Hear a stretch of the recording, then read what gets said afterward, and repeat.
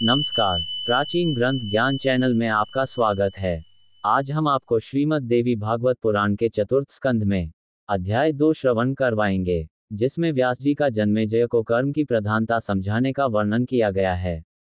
तो आए श्रोताओं, हम कथा श्रवण करने से पहले चैनल को सब्सक्राइब करके वीडियो को पूरा देखें।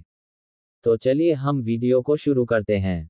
सूत जी बोले, हे मुनियों, ऐसा पूछे जाने पर पुराणवेता वाणी विशारद सत्यवती पुत्र महर्षि व्यास ने शांत स्वभाव वाले परीक्षित पुत्र जन्मेजय से उनके संदेहों को दूर करने वाले वचन कहे।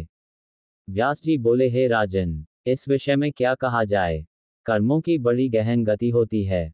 कर्म की गति जानने में देवता भी समर्थ नहीं है, मानवों की क्या बात। जब इस त्रिगुणात्मक ब्रह्मांड का आविर्भाव हुआ, उसी समय से कर्म के द्वारा सभी की उत्पत्ति होती आ रही है, इस विषय में संदेह नहीं है।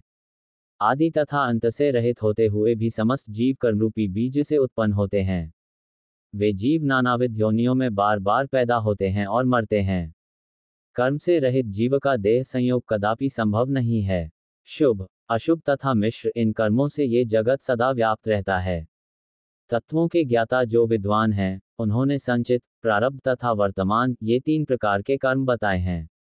कर्मों का त्रैविध्य इस शरीर में अवश्य विद्यमान रहता है। हे राजन, ब्रह्मा आदि सभी देवता भी उस कर्म के वशवर्ती होते हैं।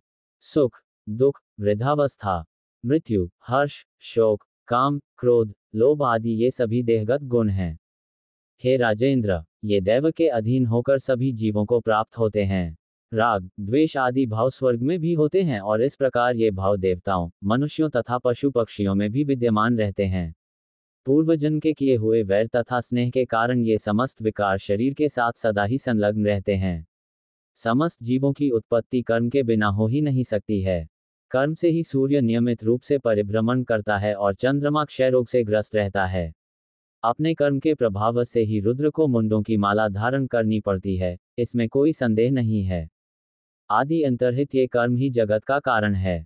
स्थावर जंगमात्म के समग्र शाश्वत विश्व उसी कर्म के प्रभाव से नियंत्रित है। सभी मुनिगण इस कर्म में जगत की नित्यता तथा अनित्यता के विचार में सदा डूबे रहते हैं। फिर भी वे नहीं जान पाते कि यह जगत नित्य है अथवा अनित्य। जब तक माया विद्यमान रहती है, तब तक ये जगत नित्य प्रतीत होता है। कारण की सर्वथा सत्ता रहने पर कार्य का अभाव कैसे कहा जा सकता है।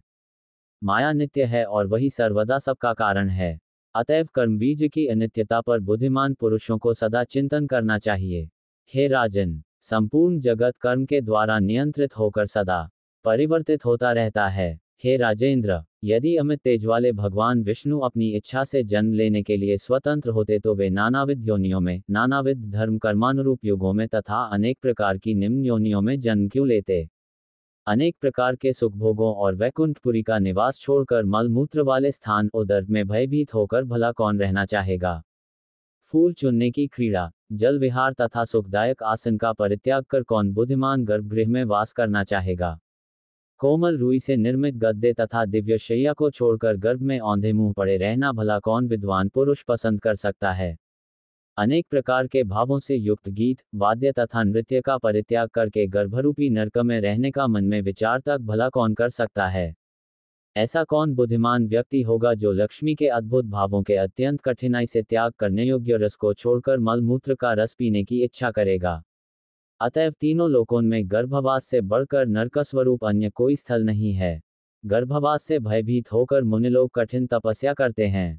बड़े बड़े मनस्वी पुरुष जिस गर्भवास से डरकर राज्य तथा सुख का परित्याग करके वन में चले जाते हैं, ऐसा कौन मूर्ख होगा जो उसके सेवन की इच्छा करेगा। गर्भ में कीड़े काटते हैं और नीचे से जठराग्नि तपाती रहती है। हे राजन, उस समय शरीर में अतिशय दुर्गंध युक्त मज्जा लगी रहती है, तो फिर वहां कौन सा सुख है। कारागार में रहना और बेड़ियों में बंधे रहना अच्छा है, किंतु एक क्षण के अल्पांश काल तक भी गर्भ में रहना कदापि शुभ नहीं होता। गर्भवास में जीव को अत्यधिक पीड़ा होती है, वहां 10 महीने तक रहना पड़ता है। इसके अतिरिक्त अत्यंत दारुण योनि यंत्र से बाहर आने में महान कष्ट प्राप्त होता है। बाल्यावस्था में भी अज्ञानता तथा न बोल पाने के कारण बहुत कष्ट मिलता है। परतंत्र तथा अत्यंत भयभीत बालक भूख तथा प्यास की पीड़ा के कारण अशक्त रहता है।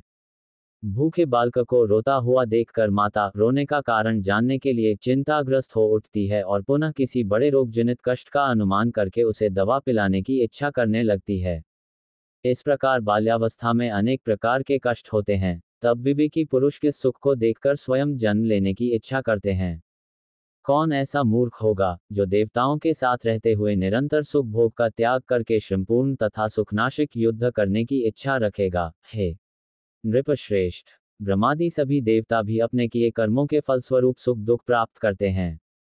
हे नृपोत्तम, सभी देहधारी जीव चाहे मनुष्य, देवता या पशु पक्षी हों, अपने अपने किए कर्म का शुभाशुभ फल पाते हैं। मनुष्य तप, यज्ञ तथा दान के द्वारा इंद्रत्व को प्राप्त हो जाता है और पुण्य क्षीण होने पर इंद्र भी च्युत हो जाता है, इसमें संदेह नहीं।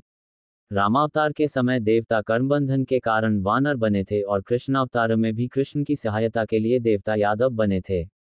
इस प्रकार प्रत्येक युग में धर्म की रक्षा के लिए भगवान विष्णु ब्रह्माजी से अत्यंत प्रेरित होकर अनेक अवतार धारण करते हैं।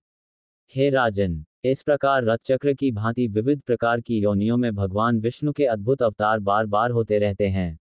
महात्मा भगवान विष्णु अपने अंशांश से पृथ्वी पर अवतार लेकर दैत्यों का वधरूपी कार्य संपन्न करते हैं।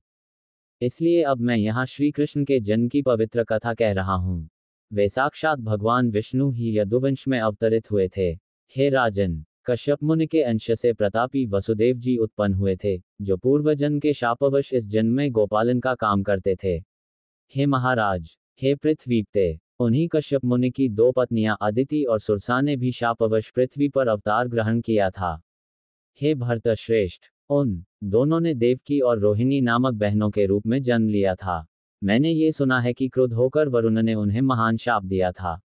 राजा बोले, हे महामते, महर्षि कश्यप ने कौन सा ऐसा अपराध किया था जिसके कारण उन्हें स्त्रियों से शाप मिला, इसे मुझे बताइए।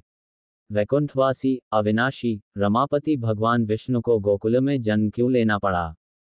सबके स्वामी, अविनाशी, देवश्रेष्ठ, युग के आदि तथा सबको धारण करने वाले साक्षात भगवान नारायण किसके आदेश से व्यवहार करते हैं और वे अपने स्थान को छोड़कर मानव योनि में जन्म लेकर मनुष्यों की भांति सब काम क्यों करते हैं, इस विषय में मुझे महान संदेह है। भगवान विष्णु स्वयं मानव शरीर धारण करके हीन मनुष्य जन्म में अनेकविध लीलाएं दिखाते हुए प्रपंच क्यों करते हैं? काम, क्रोध, अमर्ष, शोक, वैर, प्रेम, सुख, दुख, भय, दीनता, सरलता, पाप, पुण्य, वचन, मारण, पोषण, चलन, ताप, विमर्श, आत्मश्लाघा, लोभ, दंभ, मोह, कपट और चिंता, ये तथा अन्य भी नाना प्रकार के भाव मनुष्य जन्म में विद्यमान रहते हैं। वे भगवान विष्णु शाश्वत सुख का त्याग करके इन भावों से ग्रस्त मनुष्य जन्म किस लिए धारण करते हैं? हे मुनीश्वर, इस पृथ्वी पर मानव जन्म पाकर कौन सा सुख मिल जाता है? वे साक्षात भगवान विष्णु किस कारण से गर्भवास करते हैं? गर्भवास में दुख, जन्मग्रहण में दुख, बाल्यावस्था में दुख, यौवनावस्था में कामजनित दुख एवं गार्हस्थ्य जीवन में तो बहुत बड़ा दुख होता है। हे विप्रवर, ये अनेक कष्ट मानव जीवन में प्राप्त होते हैं, तो फिर वे भगवान विष्णु अवतार क्यों लेते हैं? ब्रह्मयोनि भगवान विष्णु को रामावतार ग्रहण करके अत्यंत दारुण वनवास काल में घोर कष्ट प्राप्त हुआ था। उन्हें सीता वियोग से उत्पन्न महान दुख प्राप्त हुआ तथा अनेक बार राक्षसों से युद्ध करना पड़ा। अंत में महान आत्मा वाले इन श्रीराम को पत्नी परित्याग की असीम वेदना भी सहनी पड़ी। उसी प्रकार कृष्णावतार में भी बंदी गृह में जन्म, गोकुल गमन, गोचारण, कंस का वध और पुनः कष्टपूर्वक द्वारका के लिए प्रस्थान, इन अनेकविध सांसारिक दुखों को भगवान कृष्ण ने क्यों भोगा? ऐसा कौन ज्ञानी व्यक्ति होगा जो मुक्त होता हुआ भी स्वेच्छा से इन दुखों की प्रतीक्षा करेगा? हे सर्वज्ञ, मेरे मन की शांति के लिए संदेह का निवारण कीजिए। नमस्कार, आज का वीडियो इतना ही। जानिए आगे क्या होता है अगले अध्याय के अगले वीडियो में। संपूर्ण देवी भागवत पुराण सुनने के लिए बने रहे हमारे YouTube चैनल प्राचीन ग्रंथ ज्ञान पर। धन्यवाद।